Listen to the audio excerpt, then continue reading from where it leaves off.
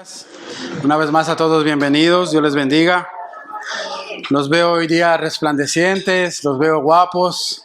No sé si es por el sol o si es porque verdaderamente están agradecidos con el Señor de sus misericordias que son nuevas cada mañana, ¿verdad? Estamos agradecidos con el Señor de que el Señor es bueno y misericordioso con nosotros.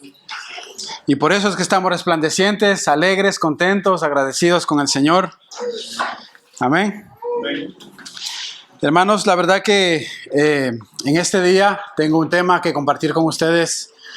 Un tema bastante delicado, un tema bastante fuerte, un tema en el cual me siento súper indigno de querer pronunciar algunas palabras tan siquiera, ya que se trata de la muerte de nuestro Señor Jesucristo.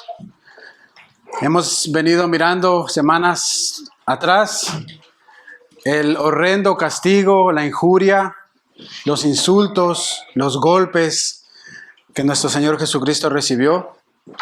Y hoy llegamos a la culminación de todo eso y estamos frente a la cruz de Cristo, viéndole morir y escuchándole exclamar las últimas palabras que salieron de su boca. Así que es un tema muy solemne, mis hermanos, por eso les pido mucho respeto, que podamos escuchar atentamente, que dispongamos nuestro corazón y que podamos meditar en lo que vamos a leer y que lo que el Señor pueda hablarnos en esta vida lo atesoremos en nuestro corazón en este día y lo podamos guardar y poner en práctica también. Amén. Les invito entonces para que abran sus Biblias conmigo en el Evangelio de Mateo. El Evangelio de Mateo, capítulo 27. Les invito a ponerse de pie por reverencia a la palabra de Dios. Capítulo 27 de Mateo. Y vamos a estar leyendo los versículos del 45 al 56. Mateo 27, versículos 45 al 56. Dice así la palabra de Dios. Y desde la hora sexta hubo tinieblas sobre toda la tierra hasta la hora novena. Cerca de la hora novena, Jesús clamó a gran voz diciendo: Eli, Eli, lama sabactani. Esto es: Dios mío, ¿por qué me has desamparado? Algunos de los que estaban allí decían al oírlo: a Elías llama a este.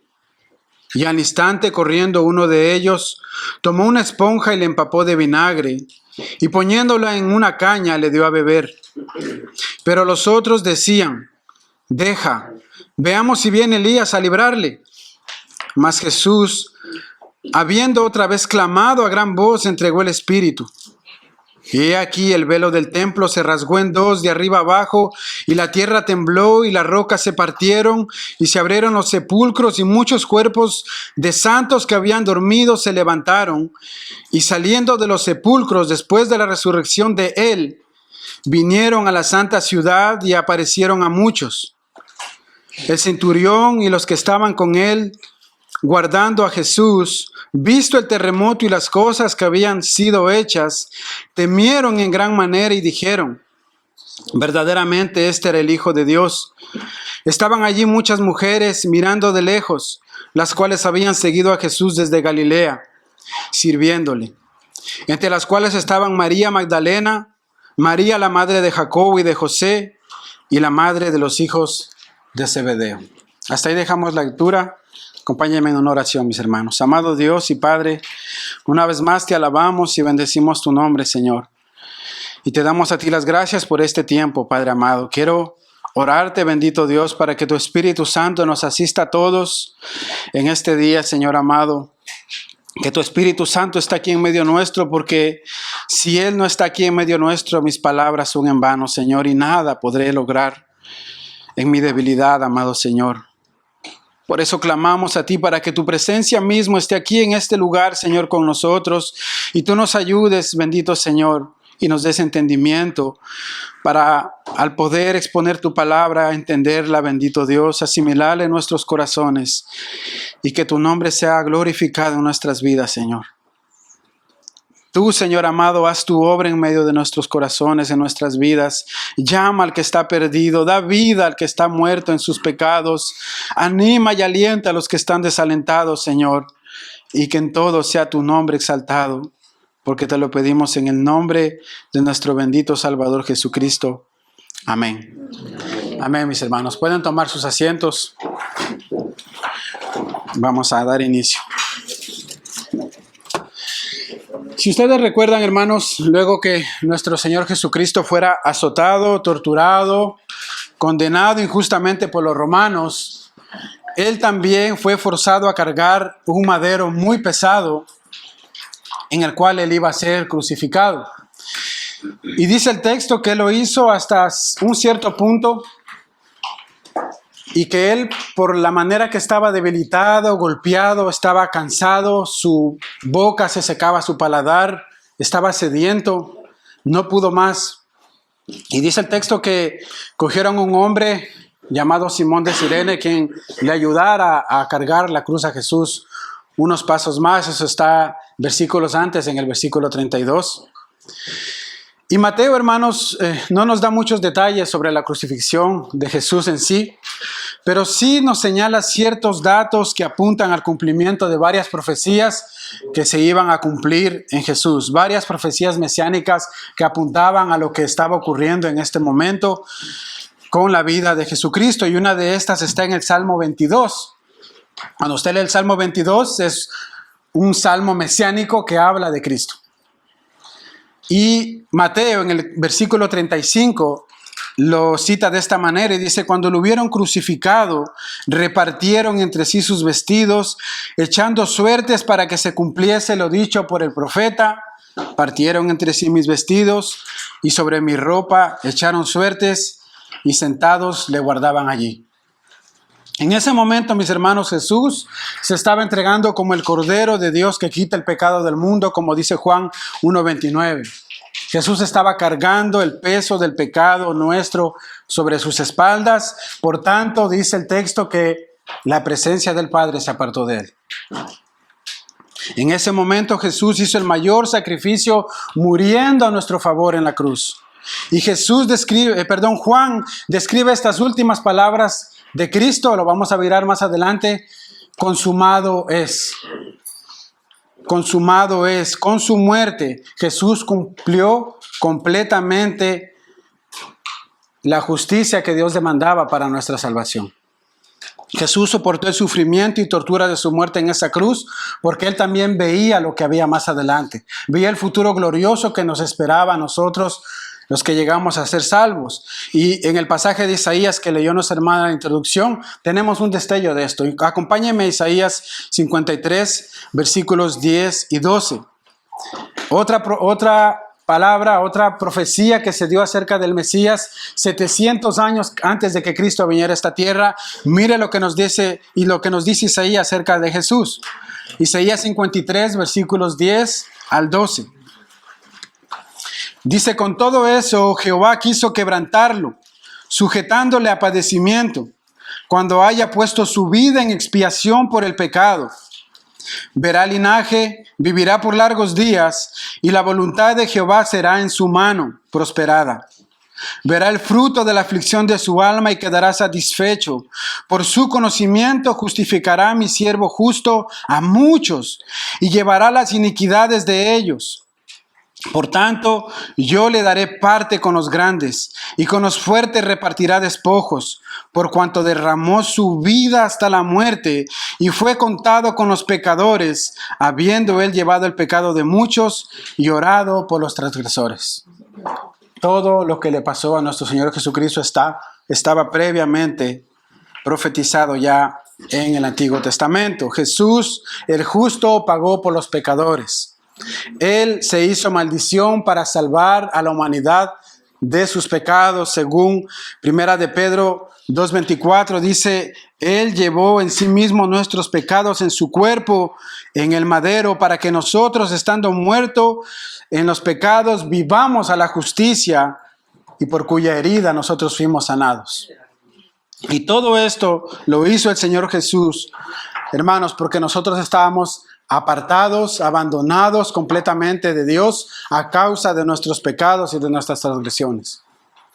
En este día, entonces, nosotros vamos a mirar los eventos que ocurrieron antes de la crucifixión, antes de la muerte de Jesús y después de la muerte de Jesús. Y a través de estos textos nosotros vamos a mirar y a contemplar, mis hermanos, cómo Dios, teniendo todo el derecho de habernos exterminado completamente, de habernos quitado la vida, tuvo misericordia y compasión de nosotros y proveyó ese Cordero que es Jesucristo para darnos salvación y vida eterna. Entonces vamos a contemplar ese amor y esa misericordia de nuestro buen Dios. Y el día de hoy vamos a hablar acerca de la muerte expiatoria de Jesucristo en la cruz por nosotros. La muerte expiatoria de Jesús. ¿Qué es la palabra expiación?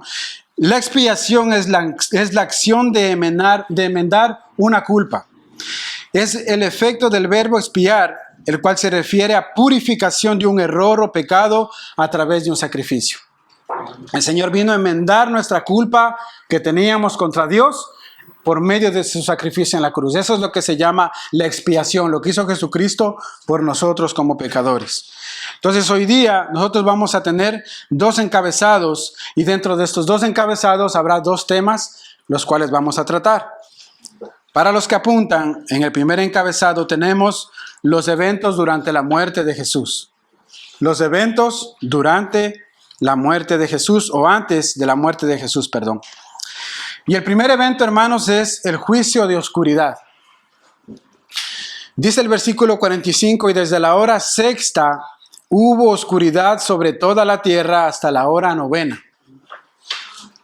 La hora sexta, mis hermanos, para el judío, eran las 12 del día, ya que ellos contaban la primera hora de la mañana a partir de las 6. Entonces, si usted saca cálculos, la hora sexta venía a ser las 12 del día. Ahora, para nosotros, hermanos, es algo impresionante entender esto, porque nosotros sabemos que en cualquier parte del mundo occidental y oriental, las 12 del día es la hora donde el sol está radiante, deslumbrante y donde pega más fuerte, más que ahorita. Las 12 del día es la hora donde el sol está más potente y poderoso, está en la mitad de la tierra. Y para nosotros es normal, a excepción de algunos países, tal vez que la rotación del sol transcurre de una manera diferente. En Alaska se dice que hay días, pueden pasar meses que es días de oscuridad. No hay ni un rayo de sol. Hace unos años atrás nosotros visitamos a nuestro hermano que vive en Suecia, nuestro hermano mayor, y a mí me sorprendió que salíamos a dar un paseo y a las 3 de la tarde estaba completamente oscuro, era de noche. En algunos lugares se da ese síntoma climático, por así decirlo. Pero para el judío, hermanos, era algo sorprendente. Que al mediodía la tierra quede completamente oscuro, era algo impresionante. Fue algo que nunca había ocurrido en otro tiempo. Entonces, a esa hora que nosotros podemos entender y darnos cuenta de esta gran señal que Mateo nos da a través de este texto, que hubo gran oscuridad sobre toda la tierra. Para algunos es literal, dice que hubo oscuridad sobre todo el planeta Tierra. Para otros dicen que solamente en la ciudad de Jerusalén. Pero sea como sea, mis hermanos, el evento fue impresionante. Y para nosotros, yo sí creo que haya sido en toda la tierra, porque Dios es Dios y para Él nada es imposible. Si un día en el Antiguo Testamento Él detuvo el sol todo el día mientras José peleaba por su pueblo, Josué, el Señor detuvo la rotación del sol. Porque el Señor no va a poder oscurecer este planeta durante 3 horas de sacrificio de su Hijo Jesucristo. Claro que sí. Ahora la pregunta es, ¿qué señala este acontecimiento de la crucifixión de Jesús para nuestras vidas? ¿O qué señala? ¿Qué podemos aprender de esto? Pues primeramente, mis hermanos, es que esto era un juicio contra los judíos. Esto era un juicio contra el pueblo judío. Y esto era una profecía que ya estaba descrita también en el Antiguo Testamento. Acompáñame, vaya conmigo al libro de Amós, del profeta Amós, capítulo 8, versículo 9. Amós 8, versículo 9. Dice de la siguiente manera: acontecerá que en aquel día, dice Jehová el Señor, que haré que se ponga el sol a mediodía y cubriré de tinieblas la tierra en día claro.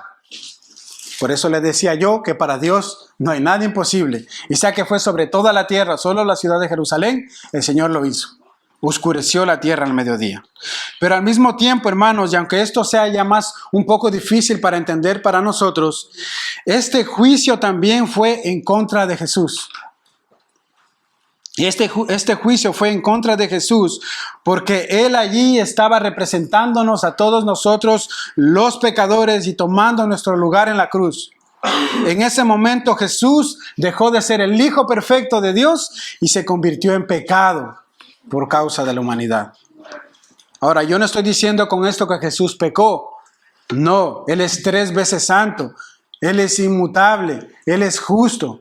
Él no pecó, sino que Él en ese preciso momento, al tomar nuestro lugar en la cruz, cuando Dios lo mira, nos estaba mirando a usted y a mí en ese madero.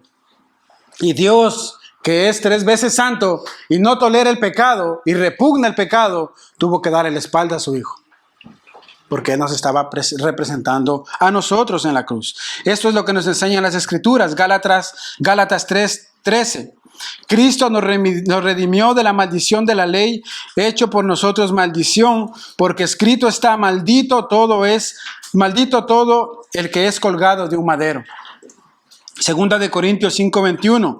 Al que no conoció pecado, por nosotros lo hizo pecado, para que nosotros fuésemos hechos justicia de Dios en él.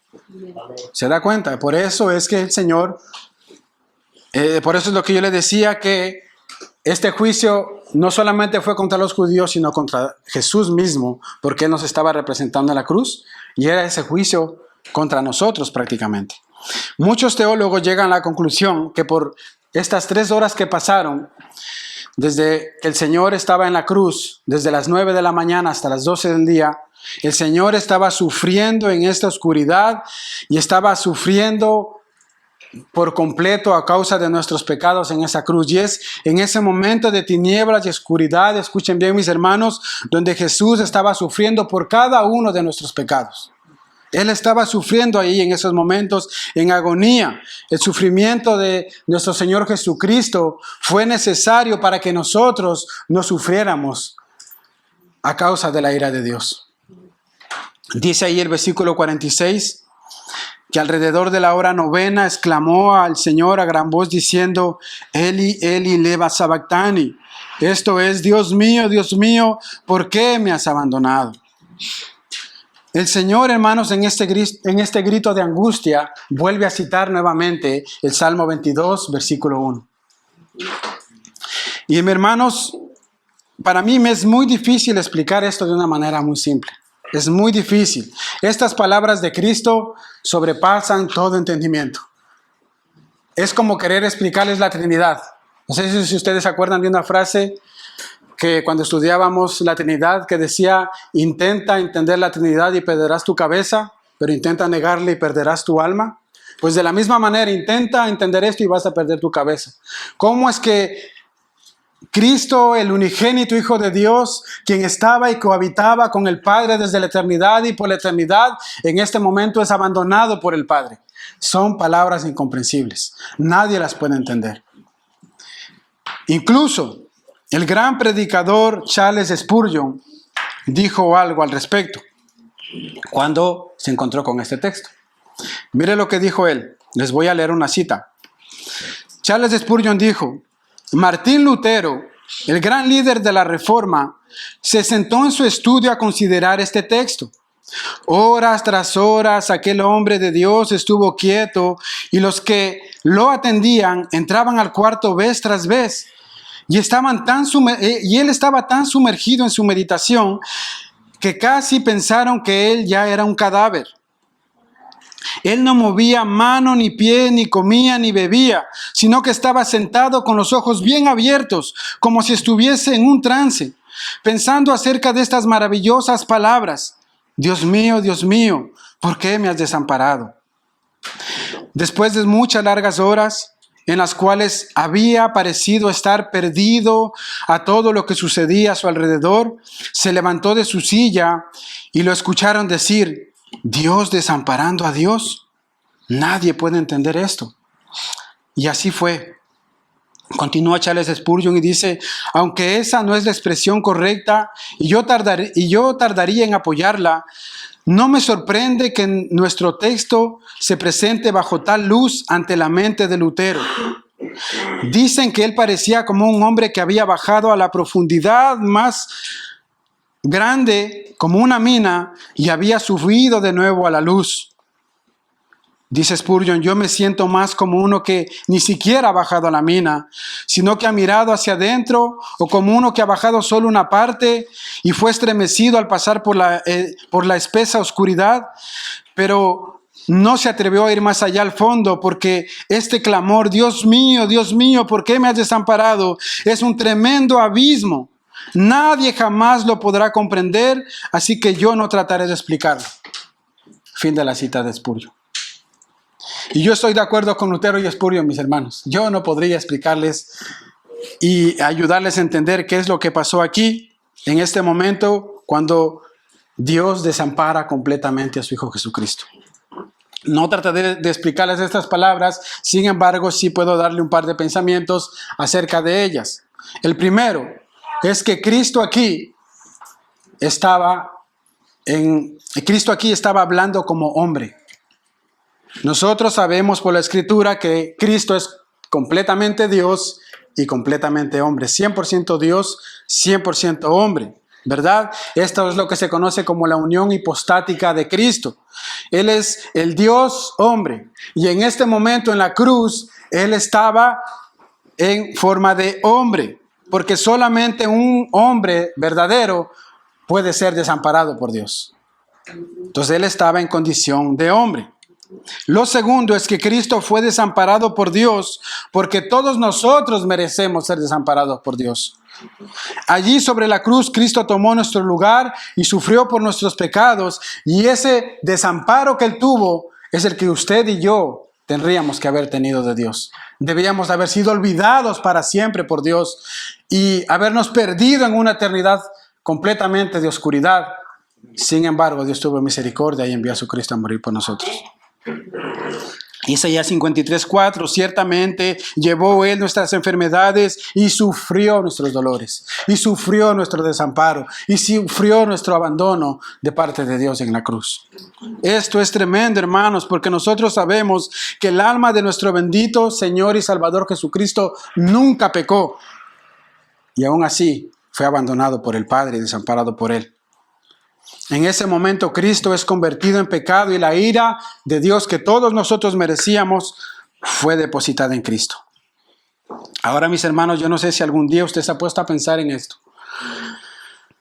Jesús podía haber dicho: ¿por qué yo voy a morir en esa cruz? Por esta gente tan rebelde y pecadora que ni siquiera es grata conmigo, sino que al contrario son ingratos, se olvidan de mí, siguen pecando y continúan pecando.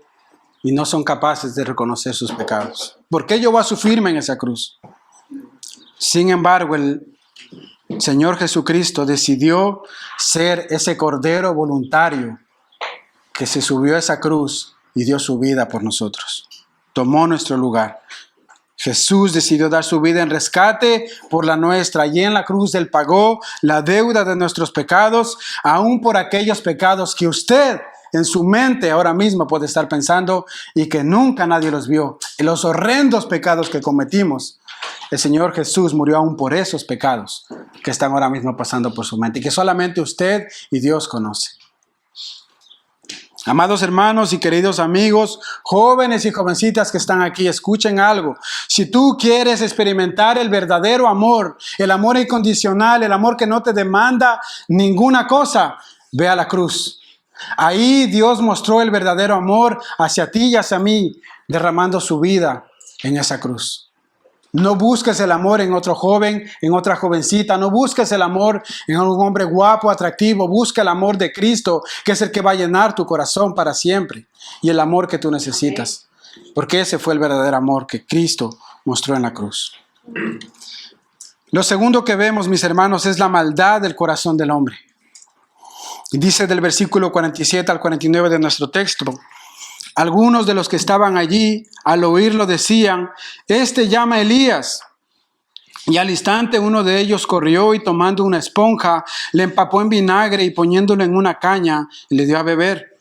Versículo 49, pero los otros dijeron, deja, veamos si Elías viene a salvarle.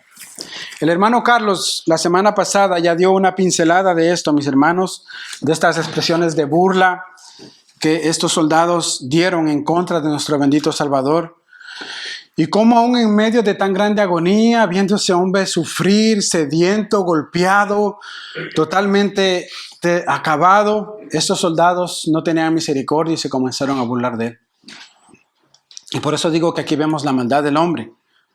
El texto también nos deja ver, hermanos, cómo a pesar de tan grande señal, que la tierra se oscureció, de tan grande milagro, estos sacerdotes religiosos que buscaban matar a Jesús, seguían con un corazón endurecido en contra de la persona de Jesucristo. Esto nos deja ver, hermanos, también que los milagros y las señales no salvan a nadie. Solamente el Evangelio de Jesucristo. Amén. ¿Por qué digo esto? Porque usted sabe que existen iglesias hoy en día donde la gente hace milagros, profetiza, hace sanidades y habla en lenguas y muchas cosas más. Pensando con esto que la gente que venga se va a salvar viendo estas señales y maravillas que ellos hacen. Pero nosotros podemos darnos cuenta por la palabra de Dios que nada de eso sirve, a menos que el Espíritu de Dios no obre en tu corazón y te llame al arrepentimiento y nazcas de nuevo. Ninguna señal, así como estos fariseos, como estos soldados tal vez que vieron lo que pasó en ese momento, seguían con un corazón duro y burlándose de Jesucristo. El texto continúa, mis hermanos, y en el versículo 50 dice que después de esto Jesús, clamando otra vez a gran voz, exhaló el espíritu. Es decir, el Señor murió. Y en el pasaje paralelo de Juan al nuestro pasaje, nos dice lo que Jesús clamó a gran voz. Y yo quiero que aquí usted me preste la mayor atención, que no se duerma, que haga un esfuerzo, luego va a dormir en su casa tranquilito, más de noche, pero no se duerma. Porque aquí está el meollo del asunto, mis hermanos. Aquí está el tema central de este texto. Porque estas palabras que Jesús clama en la cruz son las que nosotros debemos entender. Acompáñeme a Juan 19, versículo 30. Juan 9, versículo 30. Juan nos dice lo que Jesús exclamó antes de dar su último suspiro. Dice entonces Jesús, cuando hubo tomado vinagre, dijo, consumado es. E inclinando la cabeza, entregó el espíritu. Cito nuevamente a Charles Spurgeon y él dice lo siguiente. Jesús se convirtió en el último sacrificio por nuestros pecados.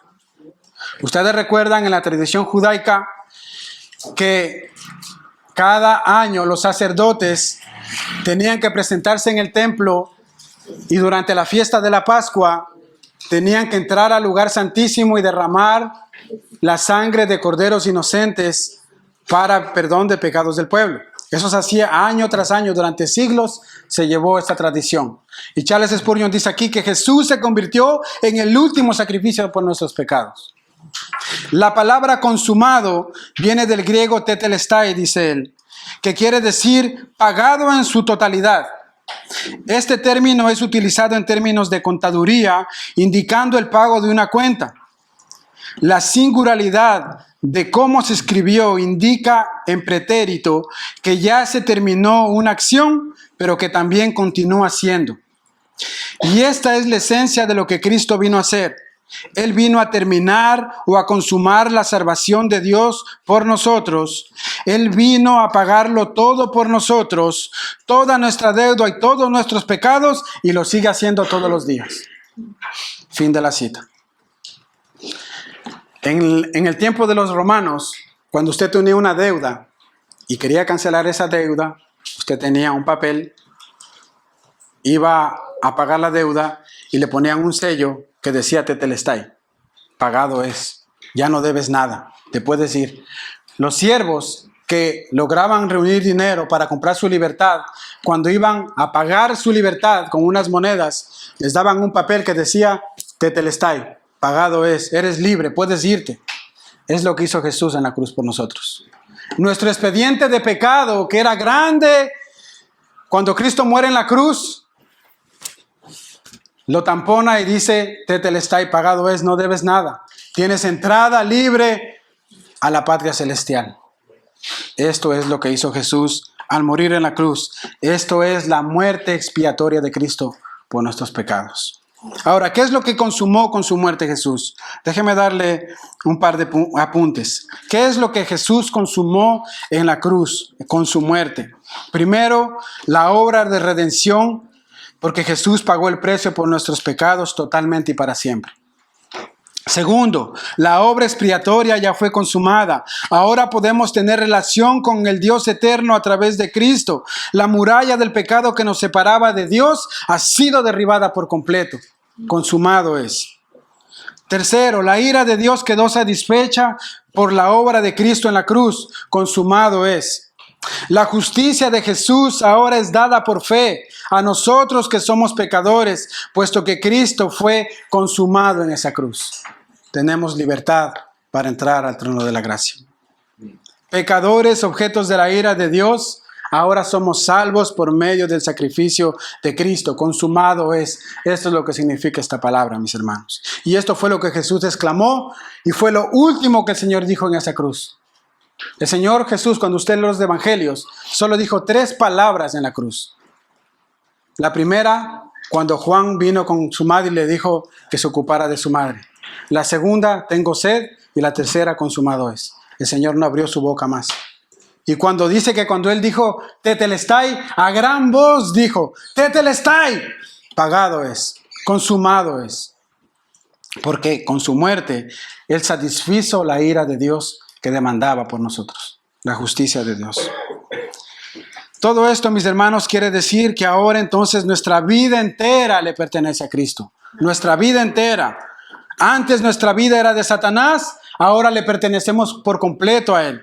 Ahora Él es el dueño y Señor de nuestra vida. Somos su propiedad. Ahora Él es el dueño y amo de nosotros. Gálatas 2:20 dice, con Cristo estoy juntamente crucificado y ya no vivo yo, mas vive Cristo en mí. Y lo que ahora vivo en la carne, lo vivo en la fe del Hijo de Dios, el cual me amó y se entregó a sí mismo por mí. Y esto es lo que todo cristiano debe confesar. Ya no vivo yo, sino que ahora Cristo vive en mí. Ya no es mi vida, ahora es la vida de Cristo. ¿Cuántos de ustedes pueden decir amén, hermano? Amén. Así es. Amén. Permítame hacerle entonces una pregunta. ¿Por qué acudes de continuamente a tu antigua vida? Si tú estás diciendo que Cristo es tu vida, ¿por qué vuelves a tu antigua vida? ¿Por qué vuelves continuamente a la ira? ¿Por qué vuelves continuamente al enojo? ¿Por qué vuelves a la mentira, al desánimo? ¿Por qué vuelves al alcohol? ¿Por qué vuelves a los placeres que te ofrece este mundo momentáneo? Si tú dices que tu vida ya ha sido crucificada juntamente con Cristo. Si se supone que ya no soy yo, sino que Cristo vive en mí. Y esto, hermanos, no lo digo solo por ustedes, lo digo por mí mismo. Porque yo cuando preparo un tema, mis hermanos, lo que hago es como verme en un espejo y predicármelo a mí mismo primeramente. Y me hablo a mí mismo, a mi corazón. ¿Será acaso que no entiendes la extensión de la gracia de Dios para salvar a pecadores? ¿Será acaso que no entiendes que tú estabas pecando contra un Dios santo y que a pesar de que Él podía haberte quitado la vida por tu transgresión, ofreció a su Hijo Jesucristo para derramar su sangre en la cruz? Escuchen algo, mis hermanos, escuchen esta frase. Un cristiano que se deleita y se deja derrotar continuamente por su pecado es una paradoja a la realidad de la cruz de Cristo. Un cristiano que se deleita y se deja derrotar continuamente por su pecado es una paradoja a la realidad de la cruz de Cristo. Porque ya no es mi vida, ahora es la vida que le pertenece a Cristo, mi vida entera. Y si tú sigues en lo mismo una y otra vez, déjame decirte que tú seguramente no has abandonado ese patrón de pecaminosidad de tu vida. Y lo más seguro, 99,9%, lo más seguro es que tú no has nacido de nuevo y que no seas cristiano. Y que estés aquí sentado pensando serlo, pero que en realidad no lo eres. Si tú estás amando más el pecado que a Jesucristo que dio su vida en la cruz, estás en graves problemas, porque eso es mayor pecado que no creer en Jesús. Cristo dijo, consumado es, y el pecado no tiene dominio sobre nosotros. Y el pecado no es mi amo, ahora Cristo es mi amo. Esa es la implicación que tiene la cruz de Cristo para nuestras vidas. Porque la cruz significa muerte. Y nosotros hemos sido juntamente crucificados con Cristo. Amén. Bien, mis hermanos, hasta aquí hemos visto los eventos antes de la muerte de Jesús. Ahora pasemos a considerar el segundo punto, que es los acontecimientos después de la muerte de Jesús. Y en estos dos puntos seré más breve para ir terminando. Me disculpan, pero hace mucho calor. No sé si ustedes tienen calor, pero yo estoy aquí que me aso. Ustedes recuerdan, hermanos, que antes de ir al punto, ustedes recuerdan que en medio del escarnio y de las burlas que estas personas injuriaban contra Jesucristo, ellos dijeron a Jesús cuando estaba en la cruz, si eres verdaderamente el Hijo de Dios, bájate de esa cruz y entonces creeremos en ti. ¿Recuerdan? Bueno, pues resulta que al tercer día Jesús literalmente se bajó de esa cruz. Pero aún así ellos no creyeron. Endurecieron aún más su corazón. Porque así como fue públicamente su crucifixión, su resurrección también fue pública. Y no solamente resucitó Jesús, sino que muchos resucitaron, y lo vamos a ver después. Fue público. Y aún así, siguieron con un corazón duro. Entonces, lo primero que vemos después de la muerte de Jesús es que el velo del templo se rasgó en dos. El velo del templo, mis hermanos, tenía una función muy importante en el templo, ya que este velo estaba ubicado en lo que se conoce como el lugar santísimo. Había el lugar santo, donde entraban los sacerdotes, y había el lugar santísimo, donde solamente entraba el sacerdote una vez al año y tenía que haberse purificado para entrar en ese lugar, para ofrecer sacrificios continuamente por el pueblo durante la semana de la Pascua. Ese velo estaba allí, que dividía el lugar santo del lugar santísimo. Ese velo cubría este lugar, hermanos.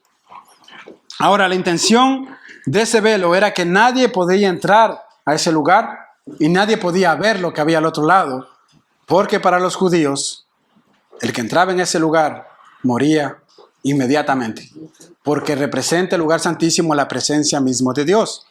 Moría inevitablemente. Y dice el versículo 51 de nuestro texto, y he aquí, el velo del templo se rasgó en dos, de arriba a abajo. Y ese es un detalle muy importante. No se hizo una fisurita, no se cayó, se rasgó en dos. Ahora, según algunas descripciones judías del templo, ese velo, mis hermanos, medía alrededor de unos 20 metros de altura. Era de unos 9 metros de ancho y tenía un espesor de 8 centímetros. Porque una vez más, su intención era que la gloria de Dios que destellaba desde ese lugar no pasara al otro lado. Porque si llegaba a pasar, el que estaba al otro lado moría. Por eso ese velo era importante. Ese velo era muy importante. Esto quiere decir, hermanos, que ningún hombre podía haberse atrevido a rasgar ese velo. No podía un hombre entrar con un cuchillo o unas tijeras y rasgar el velo. Esto era imposible. Y más aún porque ellos estaban en tiempos de Pascua y ese lugar estaba completamente custodiado. Porque el sacerdote estaba adentro, o iba a estar adentro al día siguiente, cuando comenzara la Pascua, a ofrecer sacrificios. Estaba completamente custodiado. Entonces, ¿qué quiero decir con esto, hermanos? ¿Cuál es la conclusión? Que el mismo Dios fue que rasgó ese vestido. Ese velo. El mismo Dios rasgó el velo del templo y esto tiene un simbolismo muy importante para nosotros como cristianos. Este simbolismo lo vemos en la carta a los Hebreos, capítulo 10, versículos 19 y 20. Hebreos 10, versículos 19 al 20. ¿Qué es lo que nos dice ahí el escritor a los Hebreos acerca de este misterio del velo? Así que, hermanos, teniendo libertad para entrar en el lugar santísimo por la sangre de Jesucristo, por medio del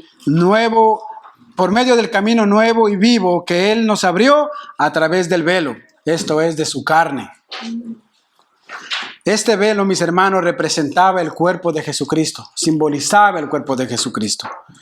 La religión de las obras, la religión de los sacrificios que los sacerdotes necesitaban entrar una vez al año para expiar los pecados del pueblo, se terminó completamente en ese momento. Porque ahora Cristo es nuestro sacerdote eterno. Y lo que hizo Dios fue partir en dos, a Jesucristo, como lo vimos antes, por nuestros pecados, para hacer la propiciación por nuestros pecados. Es como cuando tomamos el pan, cuando el Señor dijo, cuando el Señor este sacramento dijo, este es el pan que por ustedes es partido. Es lo mismo. El velo fue partido, el cuerpo de Cristo fue partido, fue molido, fue lacerado completamente. Y por medio de ese sacrificio, ahora podemos entrar directamente al lugar santísimo. Sorprendente, hermanos. Demos gloria a Dios porque Hebreos 4:16 dice, acerquémonos pues confiadamente al trono de la gracia para alcanzar misericordia y hallar gracia para el oportuno socorro. Porque usted y yo ahora podemos acceder al Padre en oración, decir, Padre nuestro que estás en los cielos y orar, porque Cristo rasgó el velo y ahora tenemos entrada directa con Dios. Porque Él intercede a la diestra del Padre. Porque Él es el sacerdote eterno que se puede compadecer de nosotros. Porque así como Él es Dios, también es hombre. Y Él sufrió igualmente como un hombre. Y Él nos entiende. Y Él nos escucha. Y ahora podemos orar y acercarnos al Padre confiadamente. Amén. Lo segundo, mis hermanos, es que dice el texto que hubo temblores de tierra y sepulcros abiertos. Otra señal más. Dice versículos 51 y 52, y aquí que el velo del templo se rasgó en dos, de arriba abajo, y la tierra tembló, y las rocas se partieron, y los sepulcros fueron abiertos, y los cuerpos de muchos santos que habían dormido resucitaron. Hermanos, este temblor no fue cualquier cosa. No sé si usted en Latinoamérica ha pasado algún temblor. En Chile hay muchos temblores. En Ecuador yo he estado en algún temblor. Mi madre salía corriendo cuando había un temblor, cuando era pequeño. Yo he pasado, pero esto no es ese temblorcito que se mueve un poquito la casa. Dice aquí que la tierra tembló y las rocas se partieron. Y fue tanto el impacto, mis hermanos, que los sepulcros se abrieron y que algunos que estaban muertos, santos, es decir, temerosos de Dios, no que se levantó todo muerto, santos que creían en Dios, resucitaron, se levantaron. Eso fue algo sorprendente, hermanos. Yo no sé si usted puede notar esto. Oscuridad total por 3 horas, el velo del templo rasgado en 2, terremotos en toda la tierra, sepulcros abiertos y muertos resucitados. Esto era un evento, hermanos, de magnitud tremenda. Era un testimonio grande para todas esas personas que estaban allí. Y en este punto muchos dicen que estos santos fueron algunos de los profetas que murieron en el Antiguo Testamento. Otros dicen que fueron algunos de los santos que estaban en el tiempo de Jesús, o por lo menos que rondaban al tiempo de Jesús. ¿Cuál es la conclusión, mis hermanos? Por mi parte, apoyo la segunda, que fueron santos que vivieron en la época de Cristo. ¿Por qué? Porque usted se imagina que un profeta del Antiguo Testamento resucita en el tiempo de Jesús. ¿Quién lo conocía a él de vista? Nadie, porque habían pasado siglos. Nadie había visto el rostro de esa persona. Lo habían conocido por palabras, porque habían las escrituras, pero no lo habías visto. No podías decir, él es de Elías, yo lo conozco. ¿Por qué pasaron años? ¿Y por qué digo que creo que es la segunda? Porque si una persona murió en este tiempo, por ejemplo, y nosotros lo vimos morir, fuimos a su entierro y resucita, es más probable que lo vamos a reconocer. Y esto pasó, tal vez yo digo esto, mis hermanos, porque hubo un santo que murió en los tiempos de Jesús y tal vez él, es una suposición, no es así, resucitó. Mire ahí en Lucas 2:25. Dice Lucas 2:25, y he aquí había en Jerusalén un hombre llamado Simeón. ¿Ustedes recuerdan a este hombre? Simeón era un hombre, un sacerdote que estaba en el templo, que dice que cuando María y José llevaron al niño Jesús, pequeñito bebé, al templo, él lo vio a Jesús. Y dice que este hombre le había sido revelado por el Espíritu Santo que no vería la muerte antes que viese al ungido del Señor. Y este hombre vio a Jesús. Y si usted lee en su casa Lucas 2, todo el texto, dice que este hombre hasta profetizó lo que le iba a pasar a Jesús. Él dijo que Jesús iba a sufrir. Le dijo a José y a María que él iba a sufrir, que iba a ser muerto, que iba a ser atravesado por una espada. Ahora, si este hombre que murió en el tiempo de Jesús resucita, seguramente sus familiares lo reconocieron.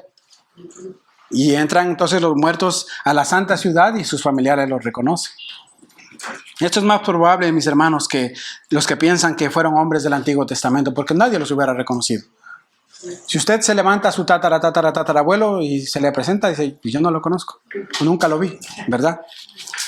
Versículo 53, mis hermanos, dice, y saliendo de los sepulcros después de la resurrección de Jesús, entraron en la santa ciudad y se aparecieron a muchos, ¿ve? Se les aparecieron seguramente a sus familiares, diciéndole, mira, resucité, estoy aquí como Lázaro, que murió y a los 4 días el Señor le resucita y puedo saber que es Lázaro porque hace 4 días yo lo vi, estuve con él, me tomé un café con él y lo reconozco. Hermanos, si un hombre del Antiguo Testamento de hace 400 años se te aparece, tú no puedes reconocerlo, no podrías. El hecho, mis hermanos, es que estos eventos fueron asombrosos, fueron de una magnitud tremenda, mis hermanos, en aquel tiempo, que estos muertos hayan resucitado después de que Jesús resucitó, hayan entrado a la gran ciudad y se hayan aparecido a muchas personas. Y esto una vez más, hermanos, nos muestra también, como decía antes, que ningún milagro, ni siquiera aunque un muerto resucite, si una persona tiene el corazón endurecido y no ha sido tocado por el Espíritu Santo y ha sido transformado, no va a creer en el Señor, no va a venir a la salvación. Por eso digo que los milagros y las profecías y las lenguas y todo lo que tú quieras no sirve para salvar a una persona. No da testimonio de salvación, solamente el Evangelio de Jesucristo. Amén. Sigamos avanzando, mis hermanos. Dice el versículo 54, el centurión y los que estaban con él custodiando a Jesús, cuando vieron el terremoto y las cosas que sucedían, se asustaron mucho y dijeron, en verdad este era el Hijo de Dios. En este día, mis hermanos, no solamente muertos físicos fueron resucitados, sino que muertos espirituales también fueron resucitados. El centurión y sus soldados, aquellos que se habían burlado de Jesús, aquellos que le habían golpeado, que le habían escupido, aquellos que le habían, hermano, escarnecido, cuando ven a Cristo morir en la cruz, dicen y reconocen, verdaderamente este era el Hijo de Dios. Lo reconocen. Después de ver las señales y las maravillas y los acontecimientos que pasó después de la muerte de Jesús, el Señor extiende su gracia y misericordia a estos hombres pecadores, mis hermanos, y les permite ver lo que los líderes religiosos y que se jactaban de santos y de conocer las Escrituras que no vieron, les permite a estos hombres ver y reconocer que Jesucristo era el Mesías, el Hijo de Dios. Sorprendente, mis hermanos. ¿Y qué es lo que vemos ahí? Vemos la misericordia de Dios. Vemos la gracia de Dios, cómo se extiende aún a esos hombres. Y nosotros podemos llegar a pensar que estos hombres fueron salvos, porque la evidencia bíblica sí nos lo enseña. La evidencia bíblica nos deja ver que solamente una persona que tiene el Espíritu Santo de Dios puede proclamar con su boca, Jesucristo es el Hijo de Dios. Vamos a mirar un par de pasajes, mis hermanos, en Lucas y en Marcos, de por qué le digo yo esto. Mire lo que dice Lucas 23:47. Lucas 23:47. Dice, cuando el centurión vio lo que había acontecido, dio gloria a Dios, diciendo, verdaderamente, este hombre era justo. Mira aquí el centurión, glorificando a Dios. Marcos 15:39. Si no apunta, no se preocupe. Luego el mensaje va a estar en YouTube. Puede volver a escucharlo, puede tomar apuntes, poner pausa, adelantarlo. Así que no se apure. Ponga atención. Marcos 15:39. Otro texto paralelo dice, y el centurión que estaba frente a él, viendo que después de clamar había expirado así, dijo, verdaderamente este era el Hijo de Dios. La misma evidencia. ¿Y por qué le digo que solo un corazón regenerado por Dios puede exclamar que Jesús es el Hijo de Dios? Porque es la evidencia que nos da la Escritura. Vaya conmigo a la primera carta de Juan. Primera carta de Juan, capítulo 4, versículo 15. ¿Qué es lo que nos dice Juan en su primera carta en el capítulo 4, versículo 15? Dice, todo aquel que confiese que Jesús es el Hijo de Dios, Dios permanece en él y él en Dios. Primera de Juan 5:4. porque todo lo que es nacido de Dios vence al mundo. Y esta es la victoria que ha vencido al mundo, nuestra fe.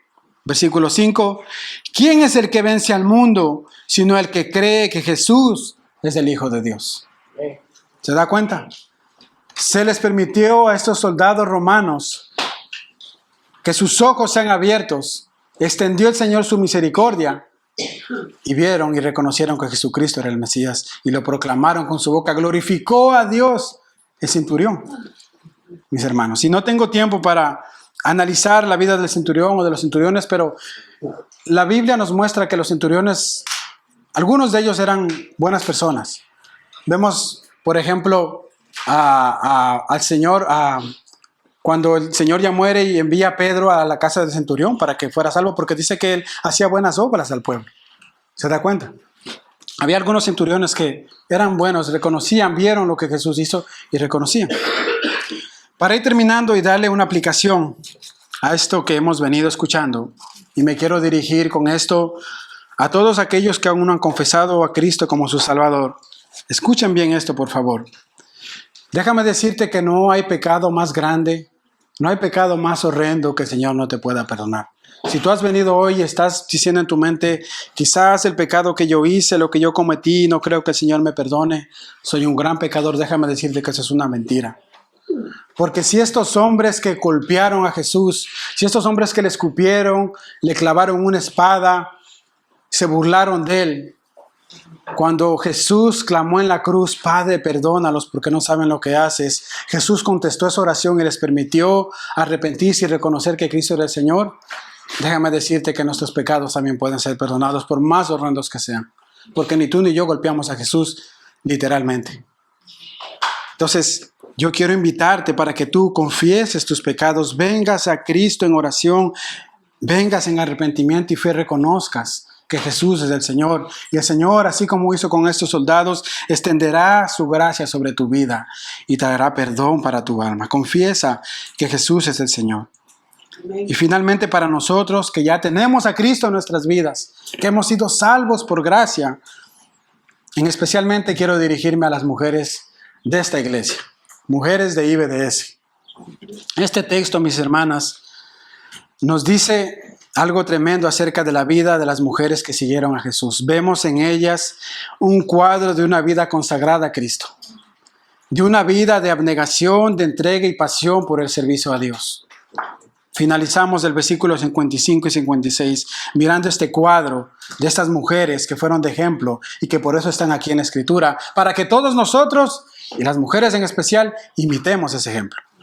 ¿Qué ejemplo, hermanos? Miren lo que dice 55-56 de Mateo 27. Dice, y muchas mujeres que habían seguido a Jesús desde Galilea para servirle estaban allí mirando de lejos a Jesús, entre las cuales estaban María Magdalena, María la madre de Jacobo y de José, y la madre de los hijos de Zebedeo. Y Marcos nos dice que también estuvo Salomé y otra mujer más. No me recuerdo el nombre, pero habían algunas mujeres que siguieron a Jesús. Pero ¿qué ejemplo nos dan estas mujeres, hermanos? ¡Qué gran valentía! En ese momento que ellas podían haber perdido la vida. Porque acuérdense que en ese tiempo estaban matando a los que eran seguidores de Jesús. Estas mujeres decidieron seguir a Jesús. Lo siguieron, le servían. No sé si tú notas esto conmigo, pero ¿dónde estaban los apóstoles en ese momento? Brillaban por su ausencia. Aquellos hombres a quienes Jesús les compartió durante 3 años y medio casi de ministerio, sus palabras, sus enseñanzas, les mostró sus milagros, sus maravillas, todo este tipo de cosas, ninguno de ellos estaba con él. Incluso uno lo negó. Pero estas mujeres estaban con Jesús, mis hermanos. Estas mujeres valientemente siguieron a Jesús hasta el final y están aquí para darnos un ejemplo de vida, de piedad y de entrega al servicio de Dios. Mujeres de IBDS, escuchen bien esto. Estas mujeres que seguían a Jesús adornaban su corazón en el incorruptible ornato de un espíritu afable y apacible que es de gran estima delante de Dios, como dice 1 de Pedro 3:4. Estas mujeres tenían su esperanza puesta en Cristo. Y yo te digo a ti, mi querida hermana, procura imitar este ejemplo de estas mujeres. No imites el ejemplo de la modelo de televisión, de la novela, de la revista. No imites el modelo de ahora las jóvenes, tal vez, de esa influencer que sale en YouTube. No, imita el modelo de estas mujeres de una vida piadosa, abnegada y entregada a Cristo. Mire el ejemplo de estas mujeres que seguían mostrando servicio al Señor Jesucristo con una vida piadosa aún en peligro de su muerte. Amén. Entre estas mujeres estaba María Magdalena. Ustedes saben que María Magdalena fue una mujer que tenía 7 demonios en ella. Y dice que el Señor la libertó. Ella vivió durante muchos años poseída por estos demonios. La llevaba a hacer cosas horrendas. Y viene el Señor y la libera. Y ella estaba allí a los pies de Jesús, sirviéndole. Porque ella sabía que ella era una gran pecadora, pero que tiene un gran Salvador. Y por eso se abrazó a la cruz de Cristo. Y por eso se confió a Él. El Señor Jesús la llegó a honrar tanto que esta mujer, en el primer día que Él resucitó, fue la primera en verle a Jesús. Ella estuvo cuando el Señor Jesús resucitó, fue la primera en verla, porque la mujer es de alta estima para Dios y debe ser de alta estima para nosotros. Las mujeres son de alta estima, mis hermanos. De hecho, siempre las mujeres están dispuestas a servir en la iglesia. Si usted se da cuenta, en todas las iglesias, en la mayor área de la iglesia, hay más mujeres sirviendo que hombres, porque tienen una disposición hacia el Señor. Y nosotros debemos honrarlas. Así que toma el ejemplo de estas mujeres que nos enseña aquí la Escritura. Finalizo diciendo, si tú has negado a Cristo tal vez en tu vida, si tú no has querido entregarle tu vida al Señor, arrepiéntete hoy, confiesa tus pecados, acércate a Él, no dejes pasar una vez más este día, que vengas al Señor, confieses tus pecados, porque Él es grande en misericordia, lento para la ira y grande en misericordia, y Él extenderá su gracia y su perdón si tú vienes a Él confiadamente. Oremos, mis hermanos, y terminemos. Amado Dios y Padre, oh bendito Señor, te alabamos y te damos gloria, Señor. Te agradecemos por tu palabra, te agradecemos por tu Hijo amado, Señor. Gracias, Señor amado, porque Él no claudicó. Él fue valiente, fue obediente hasta la muerte, Señor. Entregó su vida, Señor amado, por nosotros los pecadores. Nosotros que merecíamos estar allí en esa cruz, que merecíamos tu ira y merecemos tu ira porque seguimos pecando vez tras vez. No, Señor amado, Él tomó nuestro lugar por nosotros. No nos miraste a nosotros, sino que nos miraste a Él. Y por eso nos extiendes tu gracia hoy, Señor. Bendita gracia, Señor amado. Permítenos adorarte y contemplar tu hermosura. Permítenos exaltarte en nuestro corazón. Permítenos vivir vidas piadosas en nuestro trabajo, en nuestra escuela, en nuestros hogares. Vidas que te honren. Perdona nuestros pecados. Perdónanos por muchas veces pisotear esa sangre. Perdónanos por muchas veces negar ese sacrificio, Señor. Pero ayúdanos por medio de tu Espíritu Santo a vivir esas vidas piadosas, esas vidas de entrega, de abnegación, por amor a tu nombre, por amor a lo que hiciste en la cruz, Señor. Todo esto te lo pedimos en el nombre de Jesús. Amén. Amén, mis hermanos.